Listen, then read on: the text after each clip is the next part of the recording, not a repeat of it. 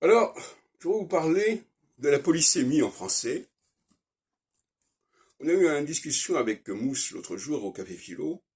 Il faut bien comprendre que la polysémie en français, ce n'est pas une excuse pour ne pas chercher à comprendre ce que l'autre veut dire. Au contraire, ça veut dire que le récepteur doit faire l'effort de débrouiller le sens qui est porté ici par la personne.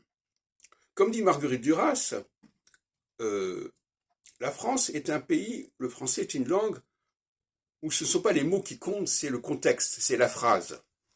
Donc si vous êtes simplement en train de comprendre un mot par-ci, par-là, ça ne va pas. Il faut que vous compreniez dans quel sens ça a été dit, ça a été présenté. Donc polysémie, oui, mais polysémie, c'est pas un stade où il faut rester indéfiniment. C'est un stade dont il faut sortir.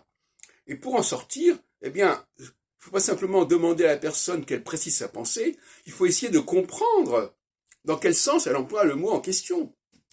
Il ne faut pas le mettre dans un contexte qui est complètement invraisemblable. Hein. Par exemple, on parlait de la notion d'objet et de sujet. En grammaire, ça a un sens particulier. Si j'emploie le mot sujet au sens de c'est un sujet intéressant, ça n'a rien à voir. Donc, il faut être capable de réfléchir dans quel sens la personne se sert de ce mot-là. Ça va de soi.